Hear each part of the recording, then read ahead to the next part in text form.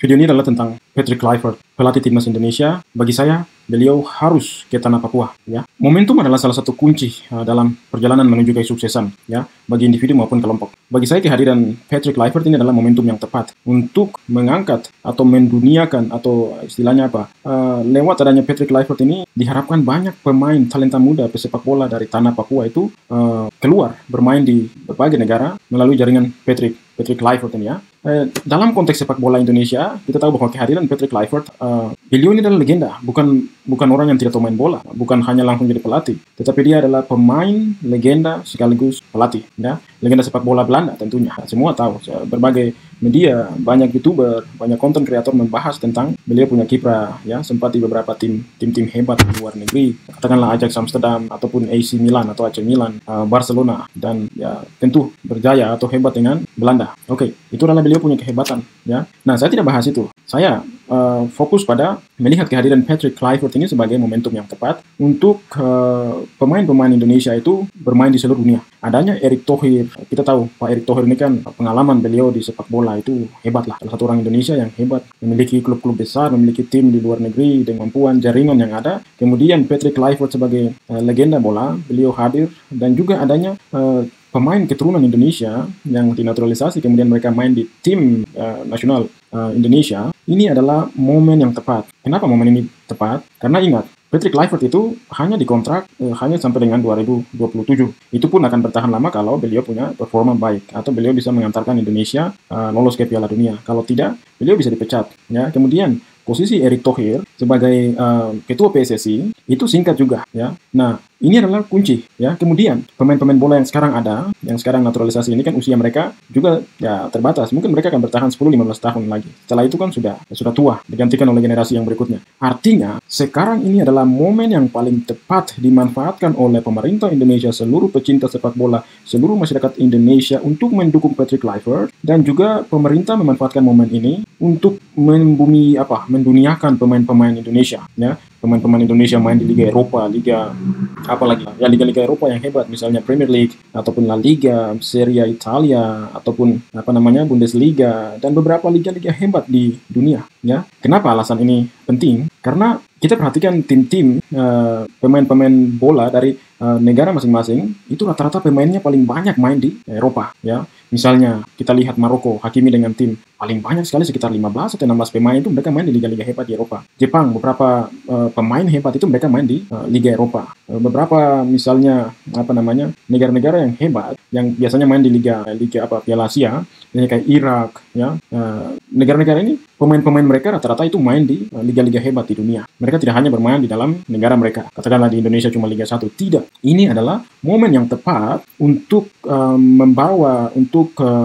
mengirimkan, membuka jaringan supaya tim-tim dari luar negeri, misalnya tim-tim di Premier League atau tim-tim dari liga-liga yang lain itu melirik pemain-pemain Indonesia melalui jaringan yang ada, melalui Patrick Kluivert, melalui Erick Thohir, ya. Ingat, mereka ini hanya mungkin paling lama 3, 4, 5 tahun sudah selesai, ya. Setelah itu momen ini akan hilang. Jadi momen ini perlu dimanfaatkan oleh pemerintah Indonesia dengan sebaik-baiknya, ya, supaya timnas ini terus naik level. Kita kan malu. Indonesia ini salah satu negara yang penduduknya itu paling banyak di dunia, 280 juta sekian yang ada. Itu banyak sekali, ya. Jadi kita tidak boleh kalah. Masa timnas kita tidak pernah tampil di Piala Dunia? Ya, harusnya bisa. Sehingga momen ini adalah momen yang tepat. Nah, berkaitan dengan itu, saya sebagai orang Papua, saya mau Patrick Kluivert itu harus datang tinggal di Papua mungkin 1 hari lah. Supaya ada seleksi, ada laporan pemain-pemain Papua siapa yang layak diambil masuk di timnas, maupun ya tidak harus di timnas senior, tidak masalah. Tetapi di timnas junior dan juga timnas putri, jangan lupa timnas putri, ya. Dan juga mereka hebat. Itu talenta-talenta muda dari Papua itu paling banyak, ya. Saya berharap Dinas Pemuda dan Olahraga yang ada di provinsi masing-masing, sekarang di Tanah Papua itu ada 6 provinsi, segera surati PSSI, undang Patrick Kluivert datang ke Tanah Papua, ya, untuk mengangkat sepak bola Papua, melalui talenta-talenta muda. Papua dipersiapkan, ya. Kalau mereka tidak dipanggil ke timnas tidak masalah, tetapi saya mau dari lewat jaringannya Patrick Kluivert ini mereka bisa paling tidak ada 1-2 bisa main di Liga Eropa. Karena ini adalah momennya. Kita tahu Patrick Kluivert ini membawa filosofi sepak bola yang modern, ya, yang berbasis pada disiplin, kerja keras, ya, dan pemahaman taktis yang mendalam. Gaya permainan yang terorganisasi, pengembangan pemain muda, dan fokus pada penguasaan bola adalah beberapa hal yang telah Patrick Kluivert terapkan dalam karirnya sebagai pelatih, ya. banyak orang meragukan Patrick Kluivert, tapi saya tetap optimis. Ya, saya harus optimis. Memang dari awal pun saya optimis ketika nama beliau muncul. Kenapa kita harus optimis? Ya, banyak. Memang pengalaman itu penting, tapi pengalaman itu bukan segalanya. Ya, di era modern ini, ya ada banyak faktor yang menentukan.